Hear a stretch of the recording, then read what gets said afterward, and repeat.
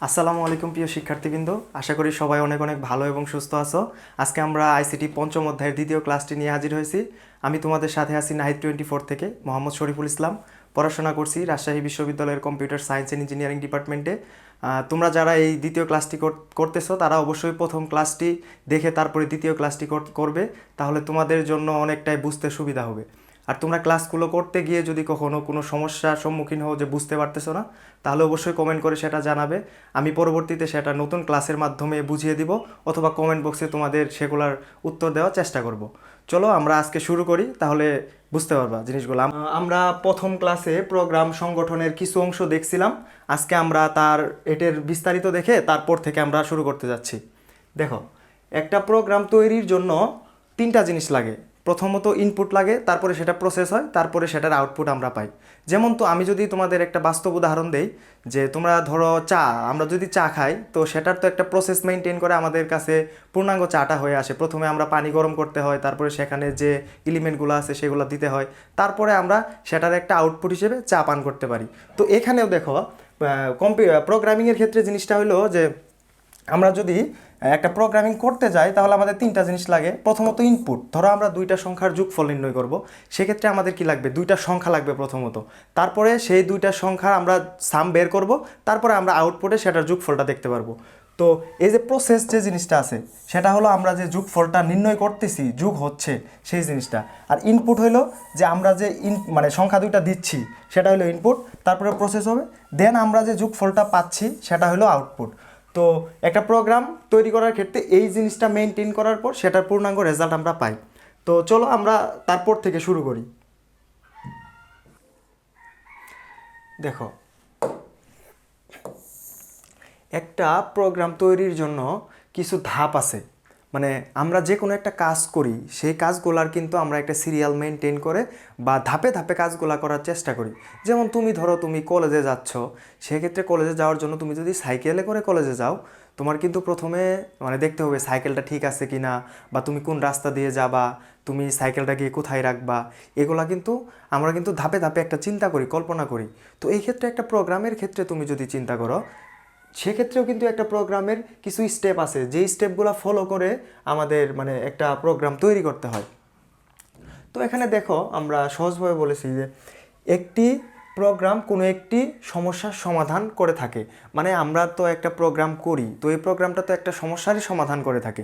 যেমন এই যে আমি বললাম প্রথমে, তুমি সাইকেলে করে স্কুলে বা কলেজে যাচ্ছ, তো এই যে তুমি গেলা, এটা একটা সমাধান হইলো না? তুমি তো নাও যাইতে পারতা, তুমি তো হেঁটে যাইতে পারতা, সাইকেলের মাধ্যমে তুমি গেলা, তার মানে এটা তোমার একটা সমাধান, একটা সমস্যার সমাধান হলো যে তুমি সেখানে গিয়ে পৌঁছাতে পারলা।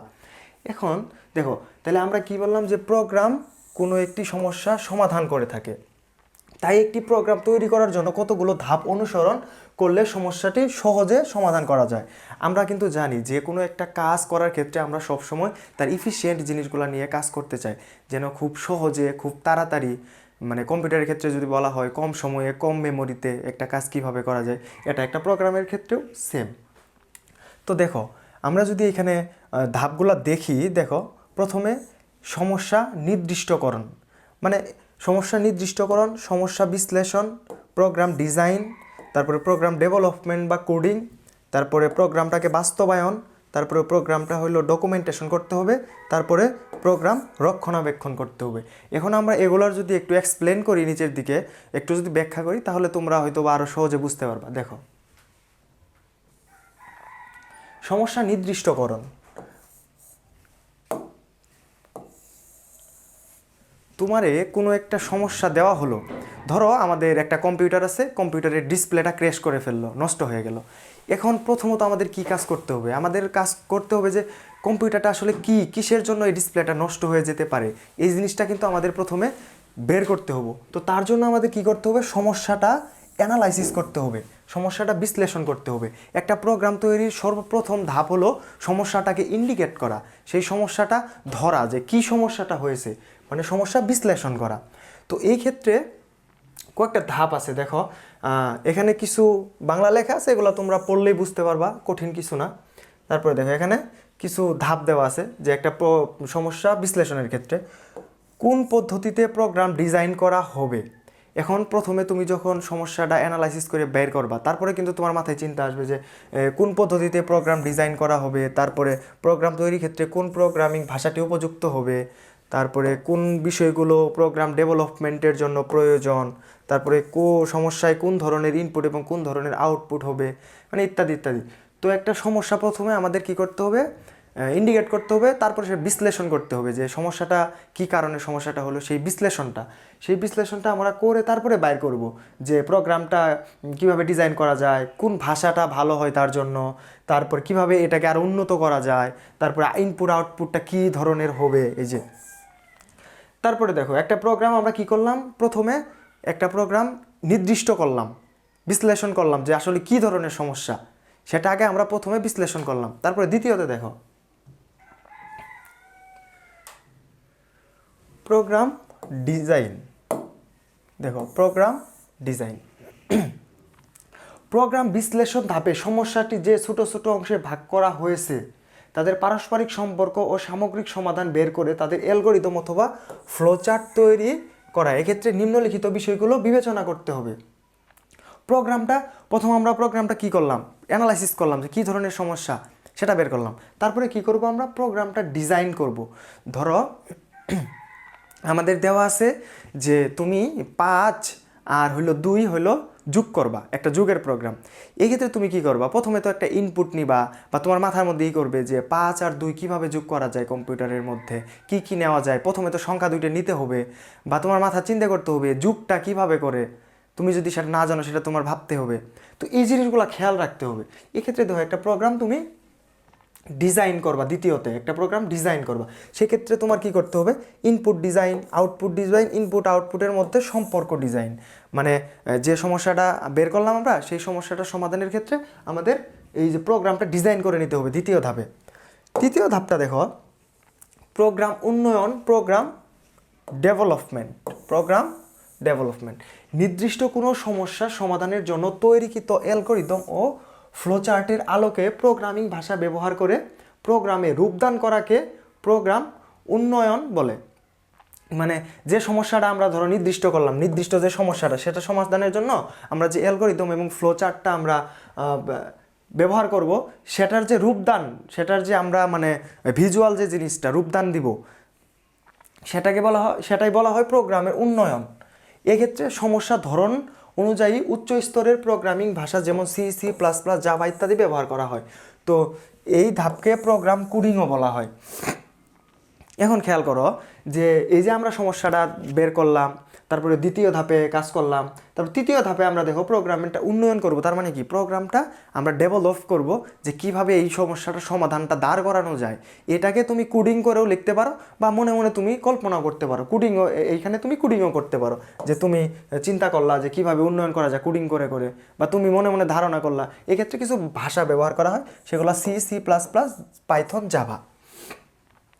এখন দেখো প্রোগ্রাম বাস্তবায়ন, দেখো প্রোগ্রাম ইমপ্লিমেন্টেশন। এখন যখন প্রোগ্রামিং কোডিং এরপর 3টি অংশে পরীক্ষা নিরীক্ষা করে দেখতে হয়, প্রয়োজনীয় সংশোধনের মাধ্যমে প্রোগ্রামকে বাস্তবায়ন করতে সম্পূর্ণভাবে প্রস্তুত করতে হয়। প্রোগ্রাম বাস্তবায়ন ধাপে প্রোগ্রাম এর টেস্টিং এবং ডিবাগিং করা হয়। আমরা কিন্তু প্রথম লেকচারে পড়েছিলাম ডিবাগিং কি। আমরা একটা সমস্যা যখন বের করব, সেই বের করার প্রক্রিয়াকে কিন্তু আমরা বলি হলো কি, বাগ। এখানে কিন্তু সমস্যা যে আমরা বের করি সেটাকে বাগ বলে, আর ডিবাগ কোনটা, আমরা যেটাকে সমাধান করার যে প্রক্রিয়া সেটাকে বলা হয় ডিবাগ। তো তোমরা দুইটা এই জিনিসটা কিন্তু খেয়াল রাখবে, একটা হলো বাগ আর একটা হলো ডিবাগ। টেস্টিং, দেখো এখানে দুইটা জিনিস আছে, টেস্টিং আর হলো ডিবাগিং। ভুল ত্রুটি পরীক্ষা করা আর ভুল সংশোধন করা। মানে টেস্টিংয়ের ক্ষেত্রে তুমি কি করবা, টেস্টিং কাজটা হলো যে তুমি মানে ভুল ত্রুটি যেগুলো আছে সেগুলো হলো তুমি পরীক্ষা নিরীক্ষা করবা যে ঠিক আছে কি না, ইন্ডিকেট করবা। তারপরে যে আমরা যে ভুলটা সংশোধন করব, যে সমাধান করব, সেই সমাধান করাকে বলা হয় ডিবাগিং। জিনিসটা মাথায় রাখবা, এটা কিন্তু ক নম্বরের জন্য অনেক গুরুত্বপূর্ণ। তারপরে দেখো প্রোগ্রাম টেস্টিং হচ্ছে কোনো প্রোগ্রাম উন্নয়ন বা কোডিং সম্পূর্ণ করার পর প্রোগ্রামটি রান করছে কি না বা যে ধরনের আউটপুট বা ফলাফল হওয়া উচিত তা ঠিক মতো আসছে কিনা তা যাচাই করা। মানে টেস্টিংয়ের ক্ষেত্রে আমরা দেখবো যে আমরা যা এক্সপেক্ট করতেছি তার কাছে আমাদের কিন্তু একটা এক্সপেকটেশন থাকবো একটা প্রোগ্রামের ক্ষেত্রে, যে কারণ ধরো তুমি যুগের প্রোগ্রাম করলা, তুমি 5 আর 2 যোগ করলা, তুমি পাবা 7। এখন তুমি প্রোগ্রামটা রান করাইলা, তুমি 7 পাইলা না, তুমি পাইলা 8, কারণ তুমি ইনপুটে দিছো 5 আর 3। সেক্ষেত্রে তুমি তো আর 7 পাবা না। তখন এটা কিন্তু এই যে টেস্টিং করে দেখতে হবে যে আমার যা এক্সপেকটেশন, সেই এক্সপেকটেশনটা কি আমার প্রোগ্রামটা পূরণ করতেছে কি পূরণ করতেছে না, এটা কিন্তু আমাদের মাথায় রাখতে হবে।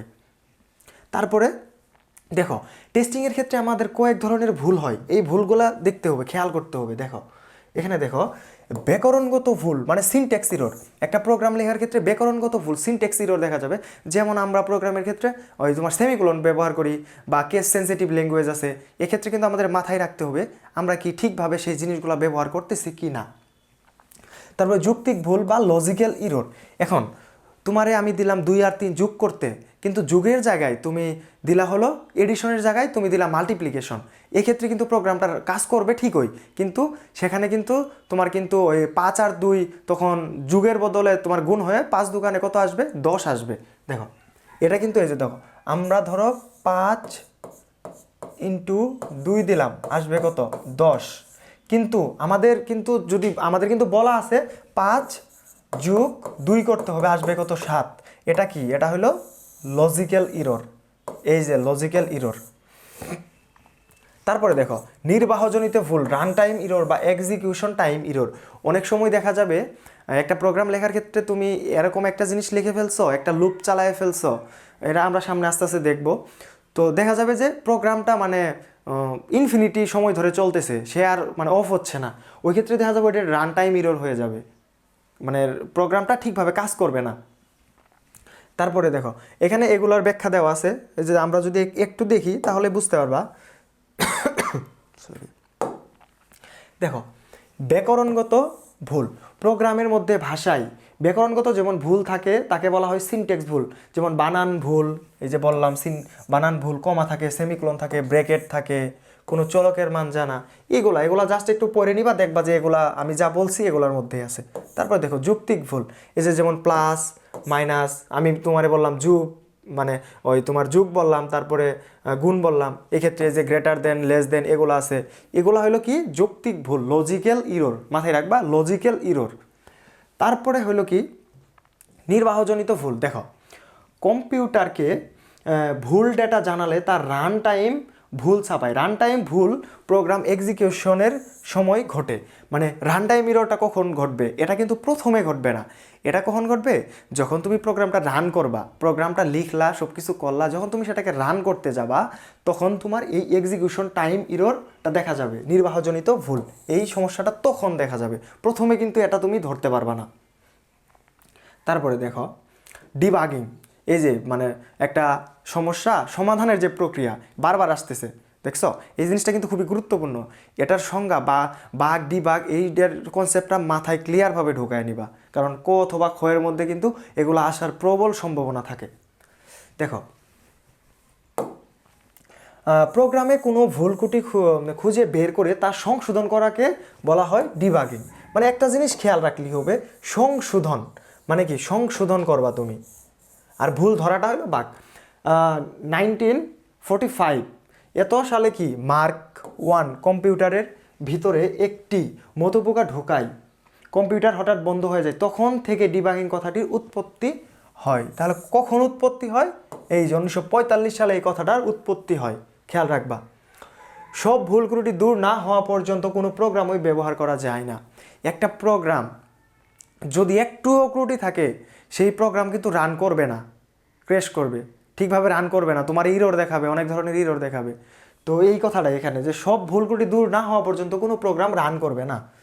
তারপরে দেখো একটা প্রোগ্রাম লেখার ক্ষেত্রে এই যে বৈশিষ্ট্যের মধ্যে তারপরে বৈশিষ্ট্য হলো কি, দেখো ডকুমেন্টেশন। ডকুমেন্টেশন তোমরা বুঝো যে ডকুমেন্টেশন লিখে রাখার মতো একটা প্রক্রিয়া, যে আমরা এটাকে সংরক্ষণ করব। দেখো এখানে বলা আছে প্রোগ্রাম সংশোধনের পর রান প্রোগ্রামকে ভবিষ্যৎ রক্ষণের জন্য লিপিবদ্ধ করাকে প্রোগ্রাম ডকুমেন্টেশন বলে। এখন তুমি একটা প্রোগ্রাম লেখার পর সেই প্রোগ্রামটাকে তুমি অবশ্যই চাইবা যে এই প্রোগ্রামটা যেন তুমি পরবর্তীতে ব্যবহার করতে পারো, তোমার কাছে যেন সংরক্ষিত থাকে। কারণ তুমি একটা প্রোগ্রাম করলা, সেটা ওই মুহূর্তে মুছে দিলা, সেটা তো তুমি চাও না। কারণ তোমার কষ্টের যে একটা ব্যাপার আছে সেটা কিন্তু তুমি ধারণ করে রাখতে চাইবা। তো এই জিনিসটাই যে আমরা একটা প্রোগ্রাম কি করব, রক্ষণাবেক্ষণ করে রাখবো। এটার গুরুত্ব অপরিসীম, কারণ তোমাকে রাখতেই হবে। কারণ তোমারে আজকে একটা প্রোগ্রাম আমি লিখতে দিলাম, 2 দিন পরে যদি এই প্রোগ্রামটা আবার লিখতে দেই, তুমি আবার নতুন করে করবা, জিনিসটা কেমন না, অনেক সময়ের ব্যাপার। তো ওই ক্ষেত্রে এটা অনেক গুরুত্বপূর্ণ। দেখো, প্রোগ্রাম খুব সহজে প্রোগ্রাম আপডেট করতে পারে প্রোগ্রাম ডকুমেন্টেশন লেখা থাকলে। মানে প্রোগ্রাম ডকুমেন্টেশন লেখা থাকলে যে কোনো প্রোগ্রাম খুব সহজে প্রোগ্রাম আপডেট করতে পারে। তার মানে একটা প্রোগ্রাম যদি লেখা থাকে, তুমি পরবর্তীতে সেটা আপডেট করতে পারবা। তো ডকুমেন্টেশনের ক্ষেত্রে কিছু নিম্নোক্ত বিষয় আছে, এগুলো দেখো একটু। যে প্রোগ্রামের বর্ণনাটা তুমি মানে লিখে রাখতে পারবা সাইডে, ফ্লো চার্ট দিয়ে লিখে রাখতে পারবা, প্রয়োজনীয় কাজের তালিকাটা করে রাখতে পারবা, পরীক্ষা ও ফলাফলটা রেখে দিতে পারবা। এগুলো তুমি ডকুমেন্টেশন করে রাখতে পারবা। প্রোগ্রাম রক্ষণাবেক্ষণ, পরবর্তীতে কি, প্রোগ্রাম রক্ষণাবেক্ষণ, প্রোগ্রাম মেইনটেন্স। মানে তুমি একটা প্রোগ্রাম লেখার পরে তো তোমার এটা তো মানে কি করতে হবে, যে তুমি এটা রক্ষণাবেক্ষণ তোমার আন্ডারে তুমি রেখে দিবা। পরবর্তীতে তুমি কখনো হয়তো বা পরিবর্তন করতে পারো, এটা নিয়ে তুমিও কখনো কাজ করতে পারো বা কোথাও নিয়ে যেতে পারো। এক্ষেত্রে তোমার কি করতে হবে, এই প্রোগ্রামটাকে রক্ষণাবেক্ষণ করে রাখতে হবে। দেখো, সময়ের সাথে সাথে পরিবেশ পরিস্থিতি পরিবর্তনের কারণে প্রোগ্রামের পরিবর্তন বা আধুনিকরণ করা প্রয়োজন হয়। এই ধরনের কাজ রক্ষণাবেক্ষণ ধাপের অন্তর্ভুক্ত। বুঝতে পারছো? দেখো, এখন আমরা আমাদের এই অধ্যায়ের আরও কিছু গুরুত্বপূর্ণ যে টপিক আছে সেগুলোর দিকে আগাচ্ছি। আমরা এখন যে টপিকগুলো নিয়ে কথা বলবো সেগুলো হলো অ্যালগরিদম এবং ফ্লো চার্ট। এই পঞ্চম অধ্যায়ের মোস্ট হট টপিক বলতে পারো, যে মোস্ট ইম্পর্ট্যান্ট। কারণ এখান থেকে তোমার কোশ্চেন হবেই গ নম্বরে, তোমার সৃজনশীলের গ নম্বরে একটা কোশ্চেন মাস্ট হয়েই প্রায়, যে ফ্লো চার্টের মাধ্যমে দেখাও অথবা এর অ্যালগরিদমটা লেখো। আবার আসে যে ঘ নম্বরে আসে যে এটা কোডের মাধ্যমে দেখো। যে কোডিংয়ের ক্ষেত্রে কোডিংগুলো ছোট ছোট আসে, কিন্তু এই গ নম্বরে এগুলোও সহজ, একদম সহজ, জাস্ট একটু বুঝতে হবে তোমাকে। তুমি যদি একটু বুঝতে পারো, এগুলো আসলে পানি মানে দুধ ভাত যাকে বলে, তো এগুলো তোমাকে একটু বুঝে পড়তে হবে। এগুলো তুমি যদি মুখস্থ করে কিন্তু বেশি দিন রাখতে পারবে না, সংরক্ষণ করে রাখতে পারবে না। যেমন আমরা ওই ক্ষেত্রে পড়লাম যে প্রোগ্রামের ক্ষেত্রে সেটা সংরক্ষণ করে রাখতে হয়, তো সেরকমই তুমি যদি মুখস্থ করো সেটা কিন্তু তুমি বেশি দিন ধরে রাখতে পারবে না। তোমাকে কি করতে হবে, তোমাকে এই জিনিসগুলো মাথার মধ্যে আস্তে আস্তে বুঝে বুঝে ঢুকাতে হবে, যেন তুমি এটা লং টাইম কাজে লাগাতে পারো। দেখো, অ্যালগরিদম তৈরির শর্ত। আচ্ছা, অ্যালগরিদমটা কি এটা আমরা প্রথমে একটু জেনে নিব। অ্যালগরিদম এবং ফ্লো চার্ট। প্রথমে অ্যালগরিদম দিয়ে আমরা শুরু করব। দেখো, অ্যালগরিদম শব্দটি এসেছে মুসলিম গণিতবিদ মুসা আল খারিজমির নাম থেকে।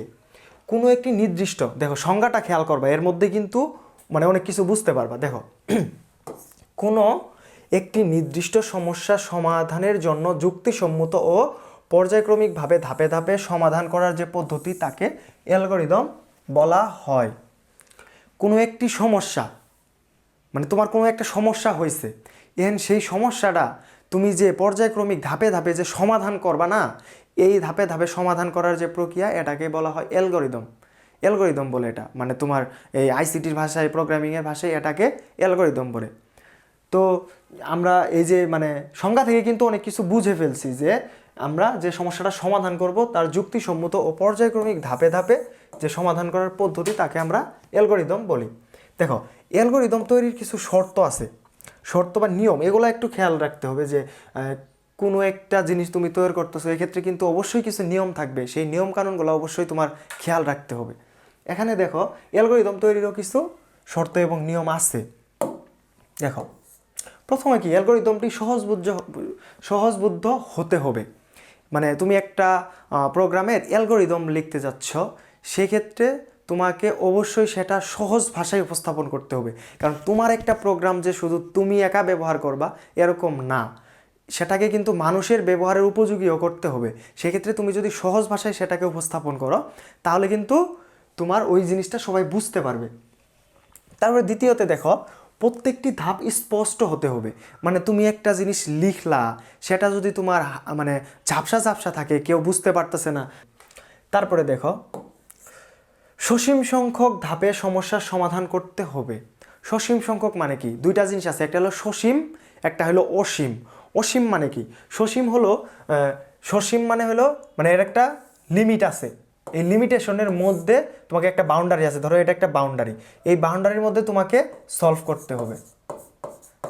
করতে হবে, কিন্তু তুমি যদি সেটা ইনফিনিটি ধাপ মানে তুমি যদি মানে একটার পর একটা ধাপ আনতেছো অনেক ধাপ করে ফেলতেছো, সেক্ষেত্রে কিন্তু সেটা ভালো হবে না। তোমাকে অবশ্যই একটা নির্দিষ্ট ধাপের মধ্যে সেটাকে সমাধান করতে হবে। এখানে দেখো 4 নাম্বারটা দেখো অ্যালগরিদম ব্যাপকভাবে প্রয়োগ উপযোগী হতে হবে।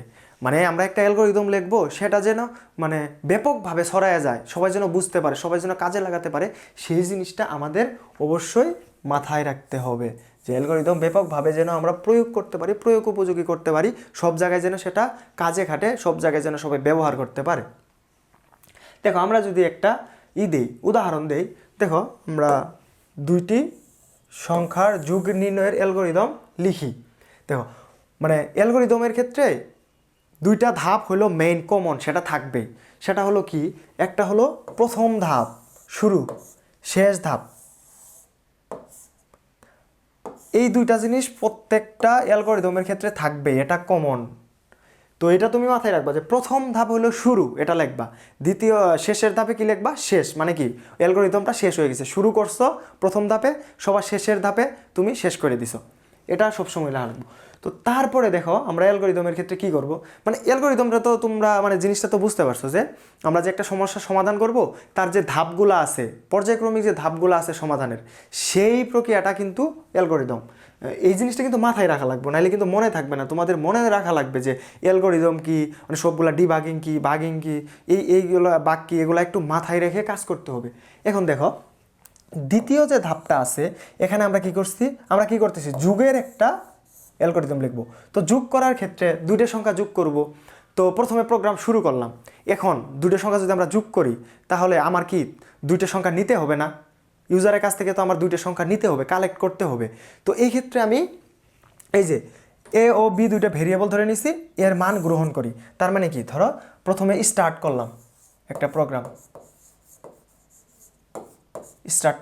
1 নাম্বার ধাপে।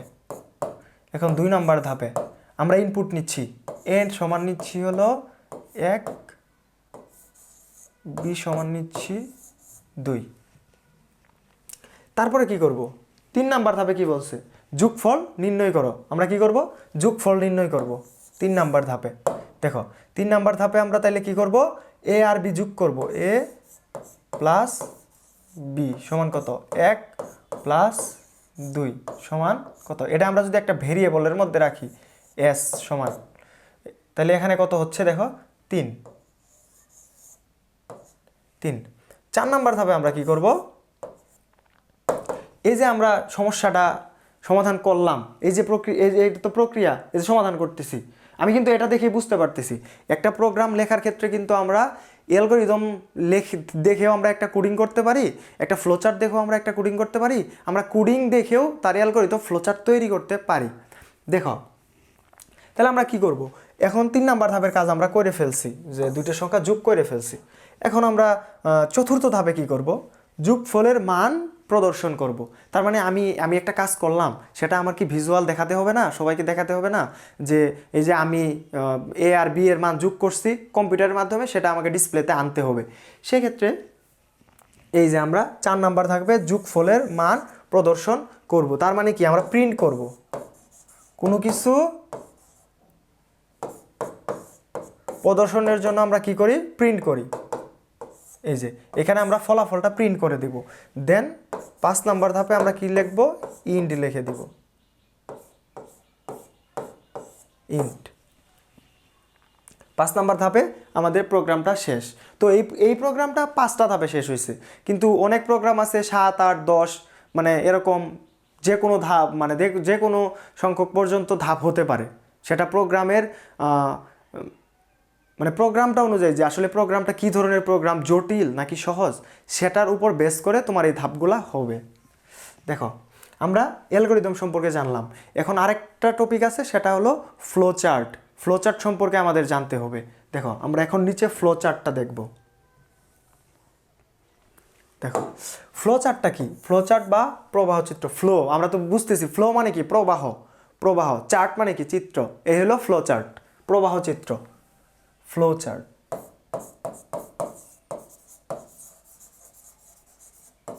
ফ্লো চার্ট মাথায় রাখতে হবে, ফ্লো চার্ট মানে সেটা হলো মানে প্রবাহ চিত্র। দেখো সংজ্ঞাটা খেয়াল করলে বুঝতে পারবা, কোনো একটি সমস্যার সমাধানের পর্যায়ক্রমিক ধাপগুলোকে বিশেষ কতগুলো চিহ্নের সাহায্যে প্রকাশ করাকে বলা হয় ফ্লোচার্ট বা প্রবাহ চিত্র। মানে আমরা একটা সমস্যার সমাধান করব, সেটার যে আমরা মানে কোনো সাংকেতিক চিহ্ন বা চিত্রের মাধ্যমে মানে কিছু মানে ভিজুয়াল জিনিস দিয়ে যে আমরা সেটাকে প্রকাশ করব, সেই জিনিসটাই হলো আমাদের প্রবাহ চিত্র বা ফ্লোচার্ট। ফ্লোচার্টের কিছু সুবিধা আছে, সব জিনিসেরই সুবিধা অসুবিধা আছে, সেটা আমি প্রথম ক্লাসেই বলছি যে তোমরা একটা জিনিস মাথায় রাখবা, সব কিছুরই সুবিধা অসুবিধা আছে, অ্যাডভান্টেজ ডিসঅ্যাডভান্টেজ সব আছে। দেখো ফ্লোচার্টের সুবিধা, সহজে প্রোগ্রামের উদ্দেশ্য বোঝা যায়। একটা ফ্লোচার্ট থেকে তুমি মানে বুঝতে পারবা যে প্রোগ্রামটা আসলে কি করতে বলছে আমাকে, তুমি সহজেই সেখান থেকে ধারণাটা নিতে পারবা। তারপরে দ্বিতীয়তে দেখো প্রোগ্রামের ভুল নির্ণয়ে সহায়তা করে। মানে একটা ফ্লোচার্ট কি করে, ভুল যে নির্ণয় করবা, তুমি একটা প্রোগ্রামে ভুল থাকতে পারে, সেটা যে তুমি নির্ণয় করবা সেটা কিন্তু সে সহায়তা করে খুব সহজে। তারপরে দেখো ফ্লোচার্ট ব্যবহার করে সমস্যা বিশ্লেষণ করা সহজ। একটা ফ্লোচার্ট বিশ্লেষণ করে তুমি একটা সমস্যা সহজেই সমাধান করতে পারবা। তারপরে দেখো ফ্লোচার্টকে যে কোনো প্রোগ্রামিং ভাষায় কোডে রূপান্তর করা সহজ। একটা ফ্লোচার্ট সেটা কিন্তু সেখানে কিন্তু কোনো কোডিং লেখা থাকবে না, যার সময় প্রবাহগুলো দেওয়া থাকবে যে কীভাবে তুমি কাজটা করতে পারো, সেটা তুমি যে কোনো ভাষায় রূপান্তর করতে পারবা। C++, জাভা, পাইথন, কোটলিন আছে, তো এগুলা যে কোনো একটা ল্যাঙ্গুয়েজে তুমি সেটাকে রূপান্তর করতে পারবা।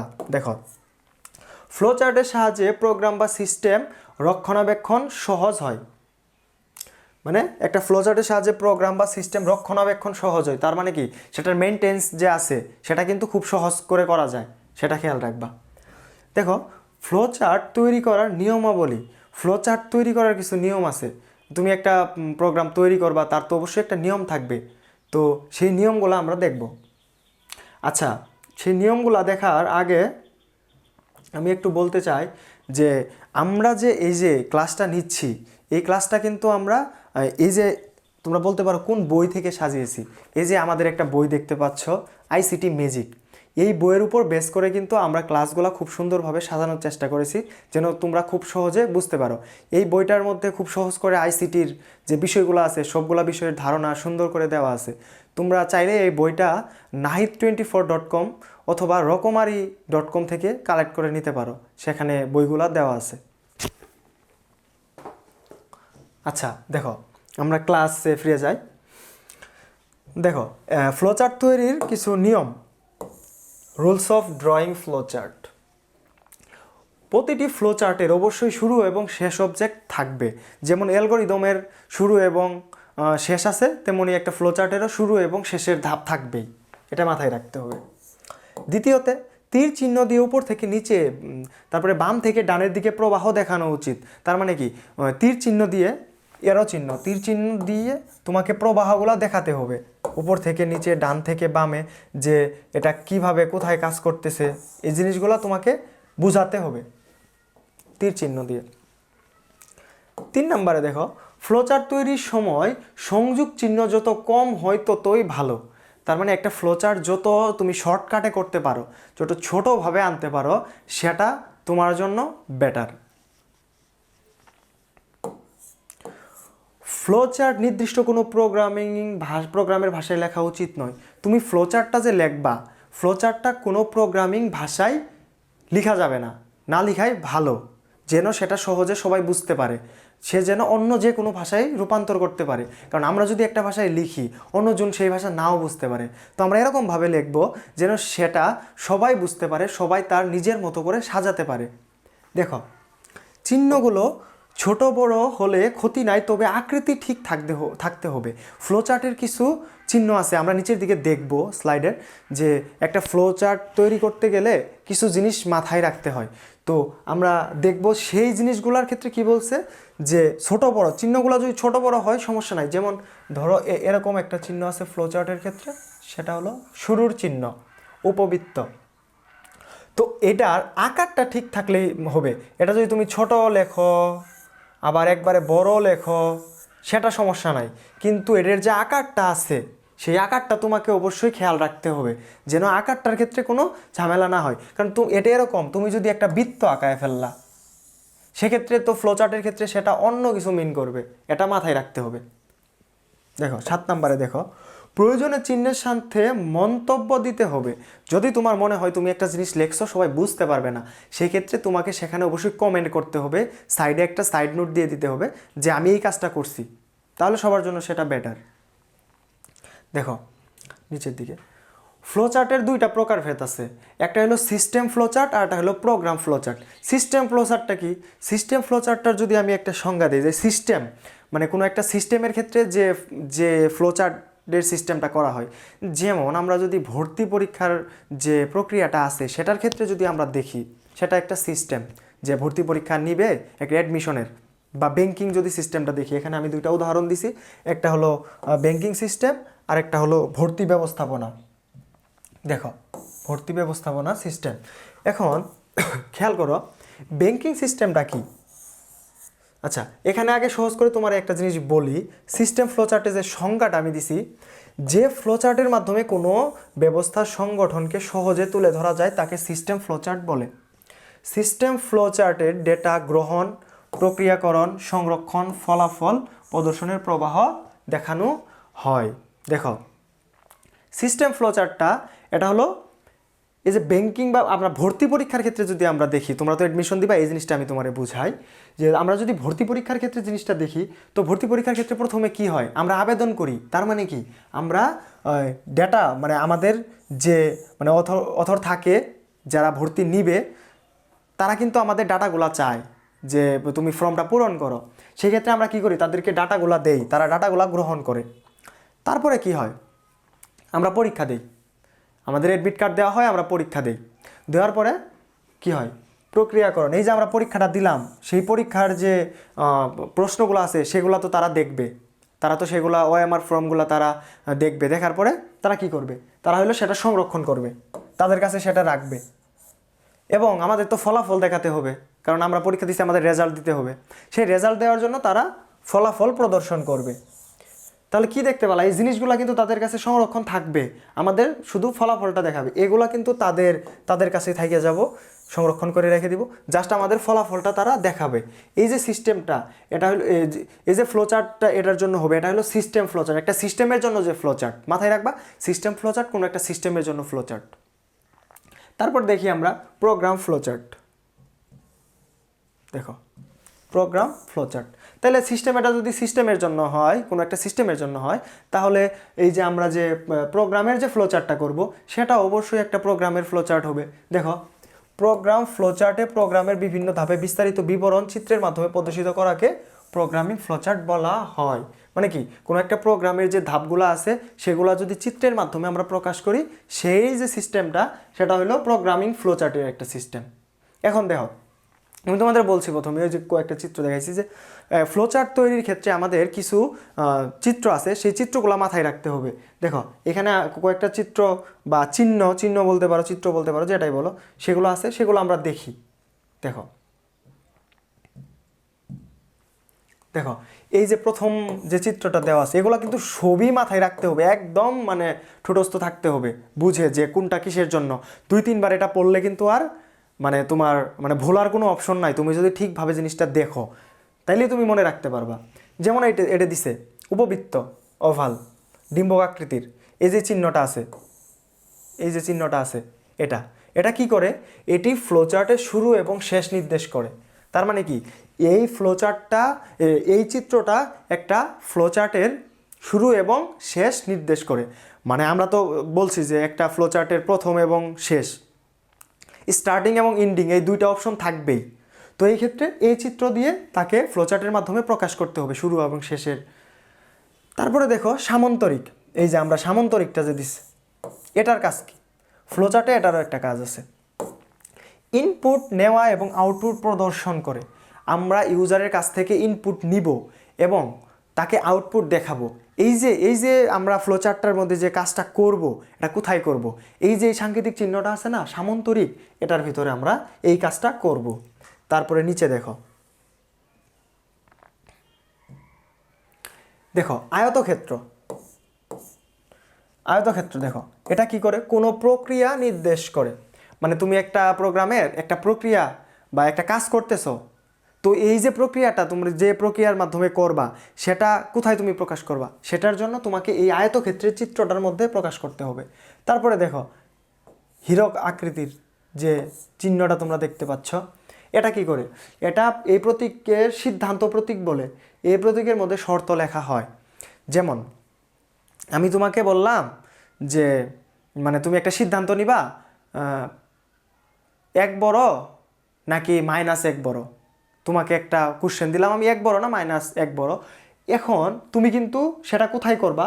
এই যে চিহ্নটা আছে হীরক আকৃতির, এর মধ্যে কিন্তু তোমাকে এই সিদ্ধান্তটা লিখতে হবে। তোমাকে সেখানে লজিকটা লিখতে হবে, ইফ এলস দিয়ে লজিকটা লিখতে হবে যে কোনটা বড়। বড় হলে পরা কি, আমি যদি তোমার বলে দেই যে যদি যে বড় হবে তাকে প্রিন্ট করো, তো তুমি সেখানে একটা লজিক দিয়ে বলে দিলা যে বড় হবে তাকে প্রিন্ট করো, অবশ্যই 1 বড়, তো তুমি একটা প্রিন্ট করে ফেলবা। তারপরে দেখো বৃত্ত। বৃত্তটা দেখো, এই প্রতীকটি সংযোগ প্রতীক হিসেবে ব্যবহৃত হয়। মানে কি, আমরা অনেকগুলা কাজ করছি, সেই কাজগুলো একটা প্রোগ্রামে বা ফ্লো চার্টে বা অ্যালগরিদমে অনেকগুলা কাজ করছি, সেই কাজগুলোকে কিন্তু একটা জায়গার মধ্যে আনতে হবে, সংযোগ দিতে হবে। এই যে এই চিহ্নটার মধ্যে না, এটা সব জায়গা থেকে আসে, সংযোগ হবে, এটাকে সংযোগ প্রতীক হিসেবে ব্যবহৃত হয়। তারপরে দেখো এই যে এগুলা তো দেখলাম আমরা, তীর চিহ্ন, এগুলা দিয়ে প্রবাহ চিত্র বোঝানো হয়, গতি প্রবাহ নির্দেশ করে। তারপরে যে হেক্সাগন দেওয়া আছে, এটা গ্রুপ নির্দেশ করে। কোনো একটা গ্রুপ নিয়ে কাজ করতে গেলে তখন এই চিহ্ন ব্যবহার করতে হবে। তারপরে যে সুরেলাকাটা যে চিত্রটা আছে, এটা দিয়ে কি করা হয়? টিকা প্রকাশ করা হয়। টিকা বুঝো, এই যে আমরা ধাপ লিখি না, এইগুলাকে টিকা, মানে ধরো একটা পয়েন্ট এগুলো আছে না, এগুলা টিকা। হ্যাঁ আচ্ছা দেখো, এখন আমরা নিচের দিকে দেখি, এগুলা কিন্তু তোমাদের জন্য মানে খুবই গুরুত্বপূর্ণ। এগুলা মাথায় না থাকলে পরে কিন্তু তোমরা এই যে গ ঘর যে উত্তরটা করতে হবে, তোমরা দেখবা, খেয়াল করবা বুট কোশ্চেনের মধ্যে এগুলা কিন্তু মানে এগুলা থেকে অনেক কোশ্চেন হয়। তো তোমাকে অবশ্যই এগুলা কিন্তু খেয়াল রাখতে হবে, মাথায় রাখতে হবে। দেখো অ্যালগরিদম এবং ফ্লোচার্ট গঠনের মৌলিক স্ট্রাকচার। দেখো প্রথমে গঠনের মৌলিক স্ট্রাকচার, সব জিনিসেরই তো একটা স্ট্রাকচার আছে। মানে ধরো আমরা মানুষ, আমাদের একটা স্ট্রাকচার আছে না, যে আমরা এই যে দাঁড়াতে পারতেছি, হাত আছে, পা আছে, নখ আছে, কান আছে, চোখ আছে, সব আছে, যার যার সবার একটা একটা আকৃতি আছে। সকল পশু পাখির আকৃতি আছে, সকল গাছের আকৃতি আছে। তো এরকম ক্ষেত্রে একটা অ্যালগরিদম এবং ফ্লোচার্ট গঠনের ক্ষেত্রে স্ট্রাকচার আছে, তাদেরও কিছু স্ট্রাকচার আছে। তো এই স্ট্রাকচারটা খেয়াল করো। সরল অনুক্রম, সিম্পল সিকোয়েন্স, এটি একটি সরল স্ট্রাকচার। এই স্ট্রাকচারের সকল নির্দেশগুলি ধারাবাহিক অনুক্রমে সাজানো থাকে। তার মানে একটা অ্যালগরিদম এবং ফ্লোচার্টের ক্ষেত্রে এগুলা কি করে, মানে সিম্পল একটা সিকোয়েন্স মেনটেন করে, নির্দেশগুলো ধারাবাহিকভাবে মানে একের পরে 2, 2-এর পরে 3, একের পরে 3 নাম্বার ধাপ আসবে না, একের পরে 2 নাম্বার ধাপ আসবে, এরকমভাবে। তারপরে দেখো নির্বাচন, সিলেকশন, যে সকল ক্ষেত্রে সিদ্ধান্তের প্রয়োজন বা তুলনা করে কার্যনির্বাহ করতে হয়, সেক্ষেত্রে এই স্ট্রাকচার ব্যবহার করা হয়। মানে কি, এই মৌলিক স্ট্রাকচারটা কোথায় ব্যবহার করব? যে কোনো একটা সিদ্ধান্তের প্রয়োজন বা তুলনা করে কার্যনির্বাহ করতে হয়, এক্ষেত্রে কিন্তু এই যে তোমার এই মৌলিক স্ট্রাকচারটা ব্যবহার করতে হয়। তারপরে দেখো লুপ বা চক্র। এই তো সামনের দিকে যখন আমরা প্রোগ্রামিংগুলা লিখবো বা তোমাদের করে দেখাবো কম্পিউটারের মধ্যে, তখন তোমরা বুঝতে পারবা যে লুপ কি। লুপ হলো একটা জিনিস, যে ধরো আমরা একটা কাজ আমরা করব, সেটা যেন এরকমভাবে মানে ধরো আমরা 1 থেকে 10 পর্যন্ত সংখ্যার যোগ করব। তো আমরা প্রথমে কি করব? আমরা যদি হাতে করি 1 যোগ 2 যোগ 3 যোগ এরকমভাবে 10 পর্যন্ত যোগ করব। কিন্তু প্রোগ্রামিংয়ের ক্ষেত্রে যদি আমি একটা লুপ চালায় দেই, যে চক্রাকারে ঘুরবে, যে প্রথমে 1 যোগ করলো, তারপরে আমি আবার প্রোগ্রামের মধ্যে বলে দিলাম যে 1-এর সাথে 1 যোগ করে 1 বাড়াও, তারপরে ওই 1 যে যোগফল আছে তার সাথে সেটাই করো। ধরো আমি এই যে এখানে যদি একটু বুঝাই তোমাদের জিনিসটা, তাইলে হয়তোবা তোমরা বুঝতে পারবা। দেখুন আমি কি করব, আমি 1 থেকে 10 পর্যন্ত সংখ্যার কি বের করব, সাম বের করব, সাম। আমরা যোগফলটা বের করব 1 থেকে 10 পর্যন্ত সংখ্যার। এখন আমরা যদি হাতে লিখতে যাই 1 যোগ 2 যোগ 3 যোগ 4 যোগ 5 যোগ 6, মানে এভাবে 10 পর্যন্ত ধরো চলবে। তারপরে আমরা এর মনে হয় যোগফল হয়তো 55 এরকম। আচ্ছা তোমরা দেখো এটা কত হয়, হয়তো 55। আচ্ছা তারপরে এটা হলো আমরা যদি হাতে করি, কিন্তু আমরা যদি কম্পিউটারের কাজ কি, কম্পিউটার প্রথম তৈরি হয়েছিল কিসের জন্য, যে হিসাব নিরীক্ষণের জন্য, যে মানুষের হিসাব সহজ করে দেওয়ার জন্য। তো এই ক্ষেত্রে যদি আমরা এটা যদি কম্পিউটারের মাধ্যমে করতে যাই, তাহলে তোমরা দেখতে পাবা যে আমরা কি করব, একটা লুপ চালায় দিব, ধরো একটা ফর লুপ চালায় দিলাম। ফর আমরা একটা ইন্টিজার ভেরিয়েবল নিলাম, ইন্টিজার আই সমান কত 1 থেকে। প্রথমে আমি কি করব, যে আমি প্রোগ্রামকে বলে দিছি তুমি প্রথম যে মানটা নিবা সেটা হলো 1। তারপরে সে এখানে কি করবে, যায় হলো এটা চেক করবে যে এই 1, এই যে আমি আয়ের মান কত নিছি 1, এই 1টা কি 11-র চেয়ে ছোট, হ্যাঁ অবশ্যই ছোট। তখন সে কি করবে, তখন সে এখানে চলে আসবো, সেই লুপটা এখান থেকে এখানে আসবে। আইসে প্রথমে কিন্তু আমাদের এই যে সামের মান কত থাকবে আমাদের, আমরা একটা ভেরিয়েবল নিব ইন্টিজার। আচ্ছা আমি উপরেরটা মিশিয়ে দিচ্ছি তোমাদের বোঝার সুবিধার্থে। দেখো সামনের দিকে এগুলো আছে, আমি জাস্ট এই এক্সাম্পলের লুপটা আসলো তাই আমি তোমাদের এটা দেখাচ্ছি। দেখো আমরা কি নিব, ইন্টিজার সাম সমান কত 0। প্রথমে আমরা ইনিশিয়াল করে দিছি যে আমাদের সামের মানটা কত 0। তাহলে এখানে সাম আসলো, তাহলে এখানে কত হবো, এখানে হলো আমরা কত আসছে 1 যোগ সামের মান কত 0, তাহলে এখানে কত থেকে যাব 1, সামের মান 1 হলো। তারপরে এটা আবার কোথায় চলে যাব জানো, এখানে যায় 1 বেড়ে যাবে। এই যে আমি আই প্লাস প্লাস দিছি, তার মানে কি আই প্লাস প্লাস মানে তোমাদের কিন্তু একটা আছে এই অধ্যায়ে যে ইনক্রিমেন্ট অ্যান্ড ডিক্রিমেন্ট। তো ইনক্রিমেন্টের ক্ষেত্রে কি, যে আই প্লাস প্লাস মানে কি, এটা হলো এই যে কাজ করার পরে 1 সে বাড়াবে। তারপরে 1 যখন বাড়াইলো কত হলো 2, এখানে কত হলো আয়ের মান হলো 2, 1 আয়ের মান কি হলো বাড়লো 1, আই প্লাস 1, তার মানে কি আয়ের মান আগে আসছিল 1 পরে হলো 1, তাহলে 2, এই 2টা এখানে চলে আসবো। তারপরে এখানে চেক করবে এই 2 কি 11-র চেয়ে ছোট, হ্যাঁ অবশ্যই 11-র চেয়ে ছোট। তারপরে এখানে চলে আসবে। তারপরে এখানে আমরা আগে সামের মান কত রাখছি 1, এইবার আমাদের আয়ের মান কত, আয়ের মান হলো 2, তাহলে কত হলো 3। সামের মধ্যে এবার কত থাকবে, সামের মধ্যে থাকবে হলো 3। এই যে এইভাবে এই যে চক্রাকৃতি এই লুপটার জন্য এইভাবে এটা ঘুরতে ঘুরতে ঘুরতে ঘুরতে এক সময় যখন এখানে 11 আসবে, তখন কি 11 চেয়ে ছোট, অবশ্যই না। তখন লুপটা শেষ হয়ে যাবে, এই সামটা তখন প্রিন্ট হয়ে যাবে, তখন এই লুপটা কি হবে, প্রিন্ট হয়ে যাবে। এই যে আমরা কাজটা করলাম লুপের মাধ্যমে, কত সহজ না, আমরা এখানে সময় লাগতেছে আমরা হাতে করছি, কিন্তু এটা যখন তুমি কম্পিউটারের মধ্যে দিবা সেটা কিন্তু 1 সেকেন্ডও সময় লাগবে না, ন্যানো সেকেন্ডে তোমাকে করে দিবে। তো এই যে এই কাজটাই, এই যে লুপ বা চক্র, প্রোগ্রামে একই ধরনের কাজ বারবার করার প্রয়োজন হলে লুপ বা চক্র ব্যবহার হয়। প্রোগ্রামের সুবিধার্থে বিভিন্ন রকম লুপ ব্যবহার করা হয়, বিভিন্ন রকমের লুপ আছে, এটা তোমরা পড়বা সামনে। ফর লুপ আছে, হোয়াইল লুপ আছে, ডো হোয়াইল লুপ আছে।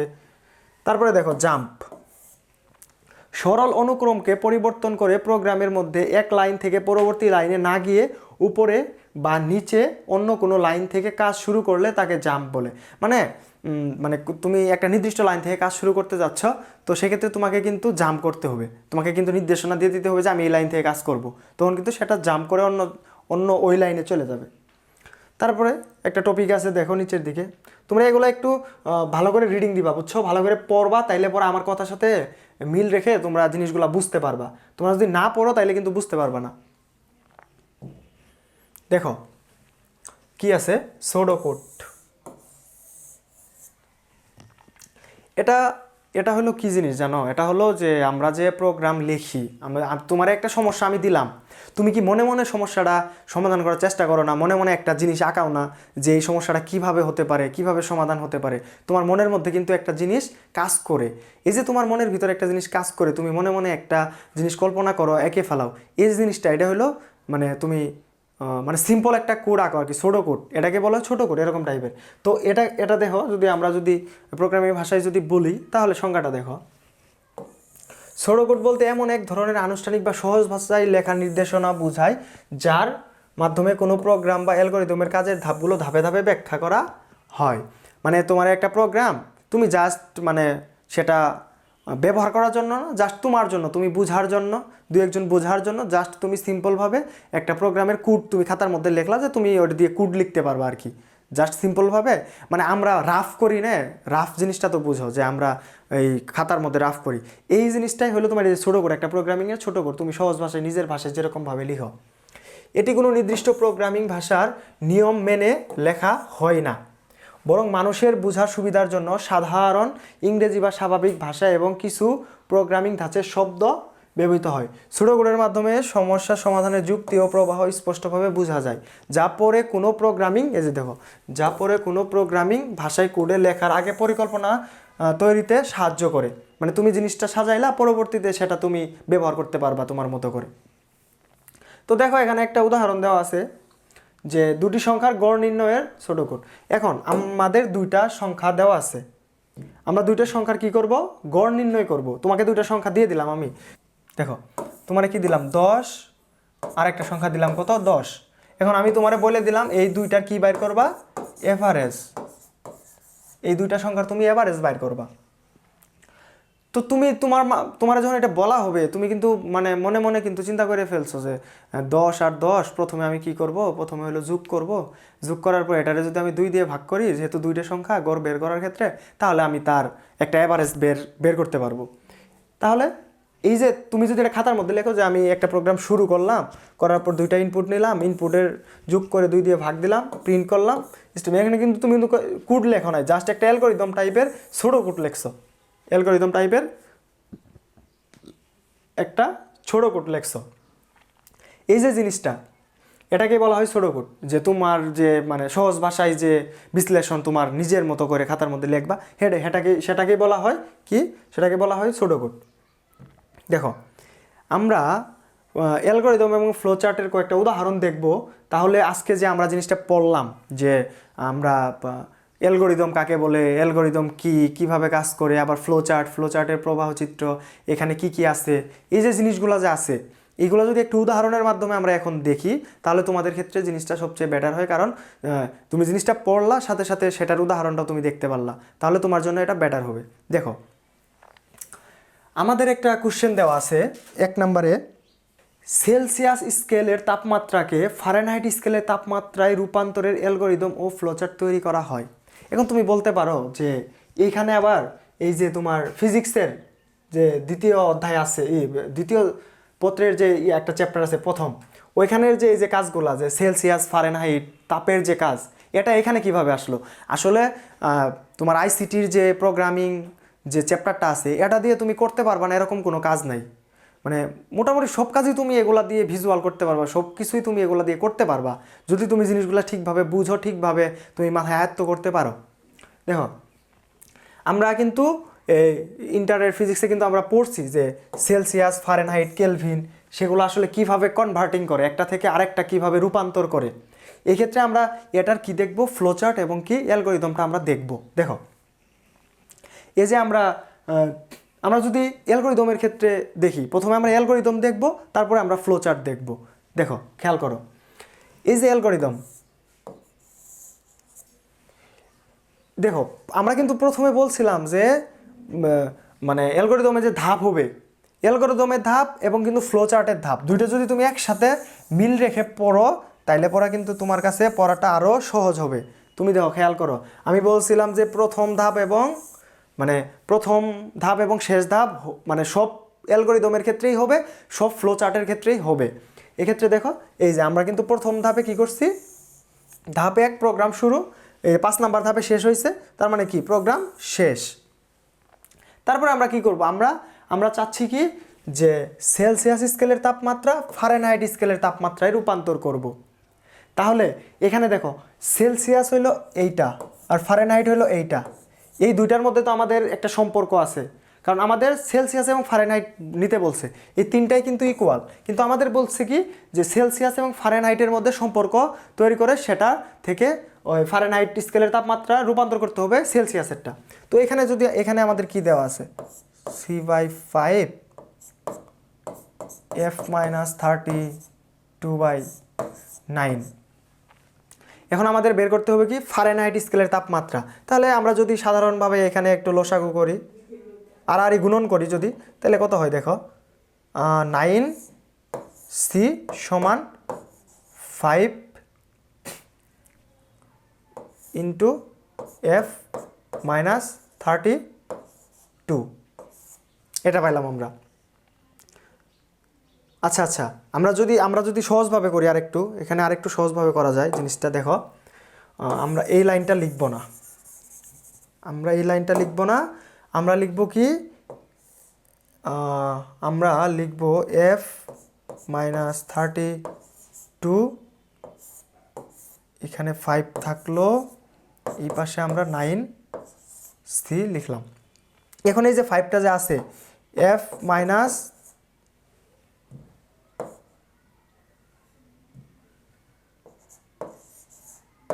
f মাইনাস 30 সমান এই যে 9c বাই কত, এখানে হলো 5।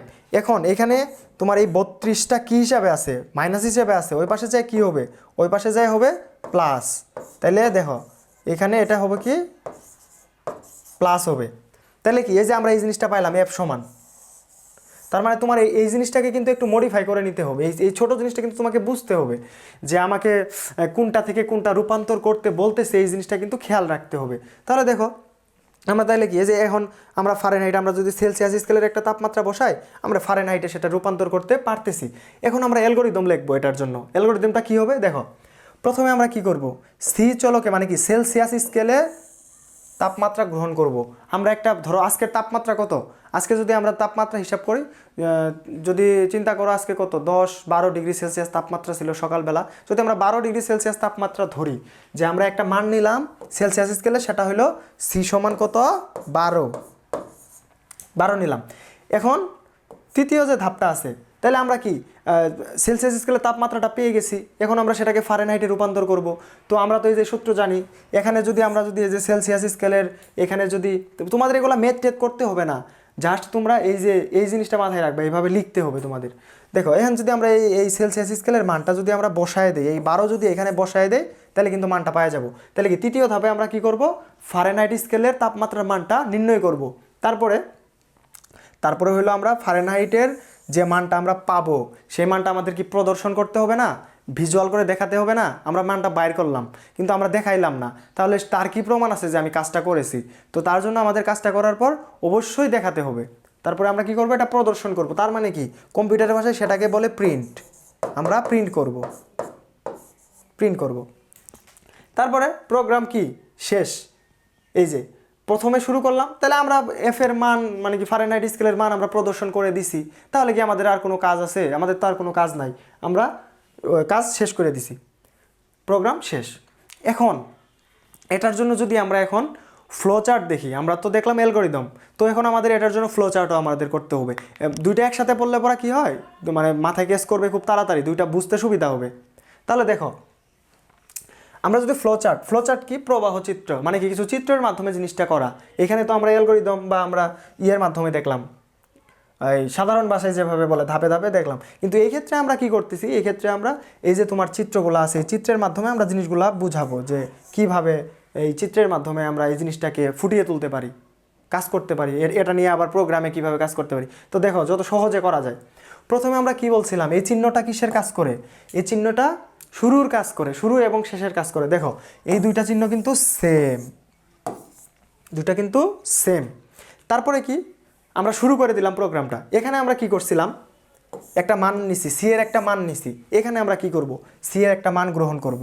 দুইটা কিন্তু সেম, একটা মাথায় রাখবা যে প্রোগ্রাম কিন্তু আমাদের সেম, কিন্তু জাস্ট জিনিসগুলা একটু একটু করে চেঞ্জ হবে, যে এখানে একটু চিত্রের মাধ্যমে দেখানো লাগতেছে, এখানে একটু অন্যভাবে, আর কথাগুলো একটু অন্যভাবে হবে, এই তাছাড়া আর কিছু না। তাহলে আমরা এই যে সি এর মানটা কি করব, সি এর মানটা গ্রহণ করব। তো সি এর মান আমরা নিলাম। এই যে চিহ্নটা তো তুমি যদি না জানো, তাহলে পরে কিন্তু তুমি জানবা না যে আমি ফ্লো চার্ট কীভাবে করবো, সি এর মান কীভাবে গ্রহণ করব, তারপরে কোন চিহ্নের মাধ্যমে গ্রহণ করবো, সেটা কিন্তু তুমি জানবা না। তার জন্য তোমাকে অবশ্যই কিন্তু চিত্রগুলো মাথায় রাখতে হবে। তারপরে কি দেখো, এখানে এটা কি, এটা হলো প্রক্রিয়া। এই যে চিহ্নটা আয়তক্ষেত্র, হ্যাঁ আয়তক্ষেত্রের ক্ষেত্রে কি, যে এখানে আমাদের প্রক্রিয়াটা হবে, এই যে প্রক্রিয়াটা হচ্ছে f সমান সমান 9c/5 + 32। তো এখানে আমরা প্রক্রিয়াটা হচ্ছে এই চিহ্নটা তো তোমার মাথায় রাখতে হবে যে কোন চিত্রের মাধ্যমে এটা ঢোকাতে হচ্ছে। তারপরে এখানে কি, এখানে আবার এই যে আমরা এই যে f এর মান প্রদর্শন করো, আমরা এখানে f এর মানটা প্রদর্শন করে দেব। দেখছো এটার চিত্র কিন্তু সেম। তো তোমার এই জিনিসগুলো কিন্তু মাথায় রাখতে হবে, অবশ্যই মাথায় রাখতে হবে যে এই যে ইনপুট নিলা, তারপরে এই যে আউটপুট প্রদর্শন করলা, দুইটার চিত্র কিন্তু সেম, এগুলো মাথায় রাখতে হবে সব সময়। এগুলো মাথায় না রাখলে কিন্তু পরীক্ষার মধ্যে মার্ক পাবা না, কারণ উল্টাপাল্টা লিখে আসলে পড়া স্যাররা মার্ক দিবে না।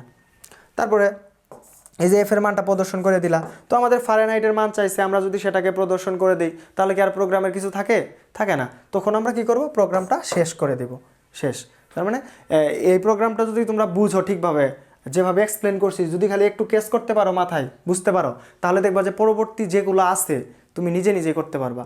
আমরা দেখাচ্ছি, কিন্তু তুমি যদি মানে জিনিসগুলো বুঝো, ঠিকভাবে বুঝার চেষ্টা করো, একবার বই পড়বা, লেকচার দেখবা, কিন্তু শুধু লেকচার দেখে যদি বসে থাকো তাহলে কিন্তু হবে না, বইয়ের সাথে কিন্তু পড়তে হবে। তো দেখে পড়ে সব কিছু যদি মেনটেন করো তাহলে দেখবা যে তোমার মানে এগুলো একদম ইজি হয়ে গেছে। দেখো আমরা আরেকটা নিচের দিকে আরেকটা প্রোগ্রাম যদি দেখি,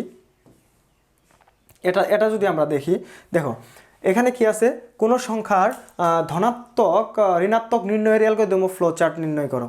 দেখো কোনো একটা প্রোগ্রাম, কোনো একটা সংখ্যা ধনাত্মক না ঋণাত্মক তার জন্য একটা প্রোগ্রাম করতে হবে। তো সেই প্রোগ্রামের ক্ষেত্রে আমাদের কি অ্যালগরিদম ফ্লো চার্ট সেটা এখানে করতে বলছে, এখানে প্রোগ্রামটা লিখতে বলে নাই। সো আমাদের কি করতে হবে, অ্যালগরিদম এবং ফ্লো চার্টটা দেখতে হবে। দেখো কি করছি আমরা, একটা সংখ্যা ধনাত্মক না ঋণাত্মক সেটা তুমি কিভাবে বুঝবা, কার সাথে তুমি কম্পেয়ার করবা। যে একটা সংখ্যা তোমার আমি দিলাম, তুমি ধরো আমি তোমারে দিলাম -5 আর দিলাম হলো 2, এখন তুমি কিভাবে কম্পেয়ার করবা যে কোনটা ধনাত্মক কোনটা ঋণাত্মক। তোমার কিন্তু জানতে হবে জিনিসটা, যে কোনো সংখ্যা যদি 0-র চেয়ে যদি বড় হয় তাহলে সেই সংখ্যাটা কিন্তু কি ধনাত্মক, আর যদি 0-র চেয়ে ছোট হয় সেই সংখ্যাটা কি ঋণাত্মক। তো এটা মাথায় রাখতে হবে। তো এই ছোট ছোট লজিকগুলো কিন্তু তোমারে সবসময় মাথায় রাখতে হবে, কারণ আইসিটি যে জিনিসটা আছে এটা কিন্তু পুরাটাই লজিকের উপর, মানে এখানে হলো একটু মেধা খাটাতে হয়।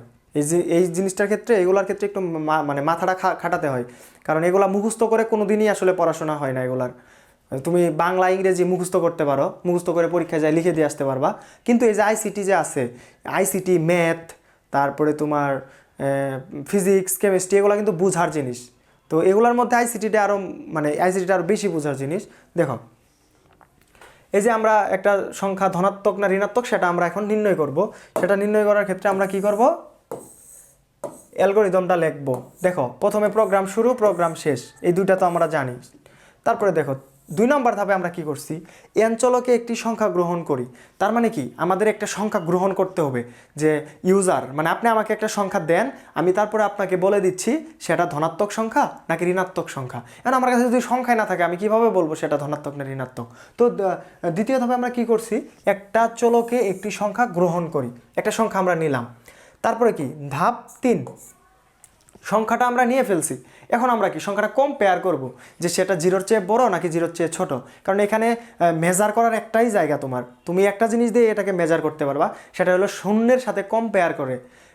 শূন্যর সাথে কম্পেয়ার করলে তুমি মূলত বুঝতে পারবে এটা ধনাত্মক না ঋণাত্মক।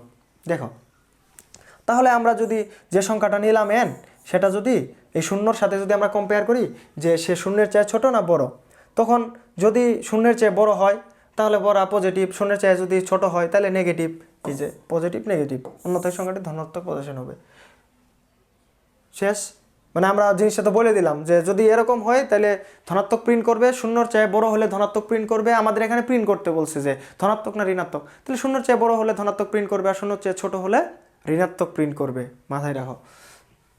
তারপরে দেখো ফ্লো চার্ট, এই জিনিসটার যদি আমরা ফ্লো চার্টটা দেখি, দেখো ফ্লো চার্ট কি, ওই যে বললামই, তুমি যদি মাথায় রাখো জিনিসগুলা খুবই সহজ। দেখো প্রথমে আমরা কি করছি, শুরু করছি প্রোগ্রামটা, ঠিক আছে শুরু করলাম।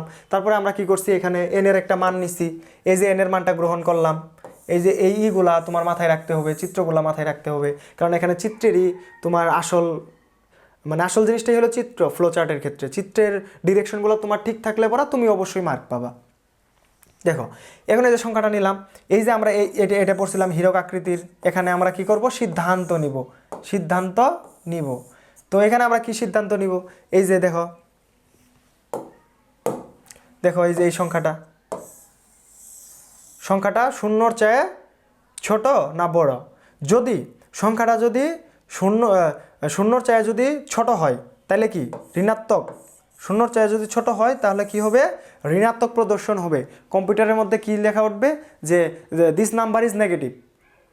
তারপরে দেখো যদি সংখ্যাটা শূন্যর চেয়ে যদি বড় হয় তাহলে কি হবে, সংখ্যাটা ধনাত্মক প্রিন্ট হবে, কি হবে, পজিটিভ, এখানে পজিটিভ প্রিন্ট হবে। তা দেখছে এগুলো কত সহজ, মানে জাস্ট তোমাকে ডিরেকশনগুলো মাথায় রাখতে হবে যে আমি কি করতেছি, তুমি কি করতেছো তোমার মাথায় রাখতে হবে যে তুমি কাজটা কি করতেছো। তারপরে দেখো এই যে ধনাত্মক অথবা ঋণাত্মক যে কোনোটা হতে পারে, হওয়ার পরে কি হবে, এই যে আমরা একটা পড়ছিলাম বৃত্ত আকৃতির, যে এখানে কি হয়, এখানে হয় সব কিছু এসে সংযোগ স্থাপন করে, কানেক্টেড, এখানে কানেক্টিভিটি তৈরি করে সবার মধ্যে। তো দেখো এখানে আসলো, তারপরে এখান থেকে চলে গেল, প্রোগ্রামটা শেষ হয়ে গেল। কারণ আমরা ধনাত্মক ঋণাত্মক বের করে ফেলছি, আমাদের তার কোনো কাজ নাই, আমরা কাজ সেরে ফেললাম, তো শেষ। এগুলো তোমরা মাথায় রেখে একটু কাজ করতে হবে, কারণ এগুলো মুখস্থ করে গিয়ে কখনো তুমি পরীক্ষার মধ্যে ভালো করতে পারবা না। কারণ পরীক্ষার মধ্যে বইয়েরটাই দিবে এরকম না, তোমারে অন্যটাও দিতে পারে। দেখো এই যে আমরা এখন একটা প্রোগ্রাম দেখব, এটা হলো লিপ ইয়ার নির্ণয়। আচ্ছা আমরা তো জানি যে বছর লিপ ইয়ার হয় সেটা হলো ফেব্রুয়ারিতে, মানে ফেব্রুয়ারি মাসের ইয়েতে বুঝি আমরা যে এই বছরটা লিপ ইয়ার কি না। তাহলে দেখো আমরা যদি এখানে খেয়াল করি যে একটা বছর সেটা লিপ ইয়ার হবে কি না, সেটা তো আমাদের আমরা তো এমনি এমনি বলতে পারবো না। এখানে কিছু ক্যালকুলেশন আছে যে সেই সংখ্যাটা লিপ ইয়ার, সেই বছরটা লিপ ইয়ার কি না। তো দেখো এর জন্য কিছু বেসিক জিনিস যদি তোমরা দেখো, কোনো একটা সংখ্যা লিপ ইয়ার হয় কখন, সেটা যদি 4 দ্বারা বিভাজ্য হয়, সেই সংখ্যাটা যদি 4 দ্বারা বিভাজ্য হয় তাহলে সেটা লিপ ইয়ার হয়। সেই সংখ্যাটা যদি 400 দিয়ে বিভাজ্য হয় সেটা লিপ ইয়ার হয়। কিন্তু সংখ্যাটা যদি 100 দিয়ে বিভাজ্য হয় তাহলে কিন্তু সেই সংখ্যাটা লিপ ইয়ার হয় না। এই বেসিক জিনিসটুকু তোমাকে এটার ক্ষেত্রে মাথায় রাখতে হবে যে আমাদের বছরটা লিপ ইয়ার হচ্ছে কি না। দেখো আমাদের এই যে 2024 সাল যদি আমরা খেয়াল করি, এই বছরটা কিন্তু লিপ ইয়ার ছিল। তো এটা কিভাবে আমরা বুঝলাম লিপ ইয়ার ছিল, এটাকে যদি আমরা 4 দিয়ে বিভাজ্য করি তাহলে কিন্তু 4 দিয়ে সেটা বিভাজ্য হয়, শূন্য থাকে। তো এই ক্ষেত্রে কিন্তু এটা কিন্তু লিপ ইয়ার। আচ্ছা আমরা এটার ক্ষেত্রে যদি অ্যালগরিদমটা দেখি, দেখো একদম সহজ, তোমরা যদি খেয়াল করো, আমরা তো বলছি প্রথমে প্রোগ্রাম শুরু এবং শেষেরটা থাকবেই, এই দুইটা কমন, এই দুইটা সবসময় মাথায় রাখবা যে ভিতরে যাই হোক প্রথম এবং শেষ এটা থাকবে, এই দুইটা ধাপ মাস্ট।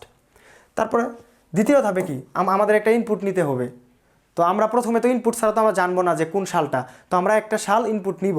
তো একটা সাল ইনপুট নিলাম, নেওয়ার পরে তারপরে আমরা কি করব, আমাদের তৃতীয় ধাপ যে আমরা এখন পরীক্ষা করব যে এই বছরটা লিপ ইয়ার নাকি লিপ ইয়ার না।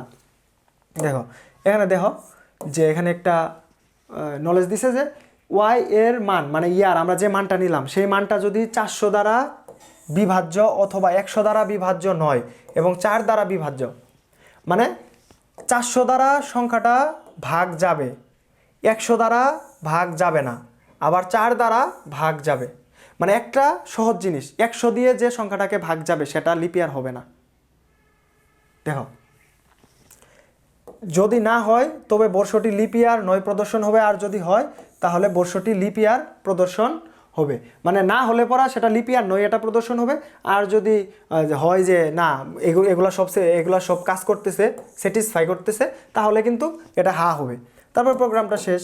এই যে এখানে তোমরা যদি দেখো এখানে লজিকটা দিয়ে দেওয়া আছে যে এই যে ওয়াইকে যদি আমরা মডিউল করি 400 দিয়ে যদি 0 হয়, অথবা এটাকে যদি আমরা 100 দিয়ে যদি ভাগশেষ যদি 0 না পাই, এবং এটা যদি 4 দিয়ে যদি ভাগ করার পরে যদি 0 হয়, ভাগশেষ যদি 0 হয়, তাহলে এটা যদি হ্যাঁ হয় তাহলে লিপ ইয়ার প্রদর্শন করব। আর যদি না হয় তাহলে লিপ ইয়ার প্রদর্শন করবে না। তো এই এই জাস্ট এই এতটুকু মাথায় রাখলে হবে যে তুমি জাস্ট মাথায় রাখবা জিনিসটা মানে লিপি আর্টটা কীভাবে হচ্ছে। আর এগুলো তো তুমি নিজে থেকে জানবা কোন চিহ্ন, এই হীরক আকৃতির চিহ্ন কি কিসের জন্য কাজ করে। এটা আমরা জানি যে এটা কাজ করে হলো আমাদের সিদ্ধান্ত নিতে, আর এটা হলো কি ইনপুট আউটপুটের জন্য, আর এটা হলো সংযোগ চিহ্ন, সব কিছু আইসে এখানে সংযোগ করবে। আর এটা কি করবে, এটা হলো আমাদের প্রথম মানে কি প্রথম শুরু এবং শেষ, এই দুইটা মিন করে। তো এই জিনিসগুলো তোমাদের একটু খেয়াল রাখতে হবে, কারণ এই অধ্যায়ের ক্ষেত্রে ফ্লো চার্ট এবং তুমি যদি এই অ্যালগরিদমগুলো ভালো করে পাও তাহলে দেখবা যে সামনের দিকে জিনিসগুলো আরও সহজ হবে এবং তোমার পরীক্ষার মধ্যে এই জিনিসগুলো তুমি খুব তাড়াতাড়ি ফেস করতে পারবা এবং খুব সহজে অ্যান্সার করতে পারবা। আশা করি তোমরা এই জিনিসটা বুঝতে পারছো যে আসলে কিভাবে একটা বছর লিপ ইয়ার হয়। তো এই জিনিসটা অতটাও কঠিন না, জাস্ট তোমাকে কনসেপ্টটা ক্লিয়ার থাকতে হবে। আর পরীক্ষার মধ্যে যে বইয়ে যেগুলো আছে, যেগুলো তোমরা করতেছো ফ্লো চার্ট, অ্যালগরিদম, প্রোগ্রামিং, এগুলাই যে আসবে এরকম না, তোমার মানে বেসিক জিনিসগুলো ক্লিয়ার রাখতে হবে, তাহলে তুমি অ্যান্সার করতে পারবা। তো এগুলা তোমরা ভালো করে দেখবা, বই পড়বা, সাথে এই সাথে ক্লাসগুলা ঠিকভাবে করবা, তাহলে তোমরা মানে জিনিসগুলো ক্লিয়ার হবে আর কি। আর আমরা তোমাদের জন্য এই যে ক্লাসটা যে সাজিয়েছি, এটা মূলত আমরা এই যে আইসিটি ম্যাজিক এই বইটার উপর বেস করে আমরা ক্লাসগুলো সাজিয়েছি। তো তোমরা যদি চাও এই বইটা কালেক্ট করতে পারো। এই বইটা কালেক্ট করার জন্য তোমাদের নেটে তোমরা nahid24.com থেকেও কালেক্ট করতে পারো, আবার rokomari.com থেকেও কালেক্ট করতে পারো।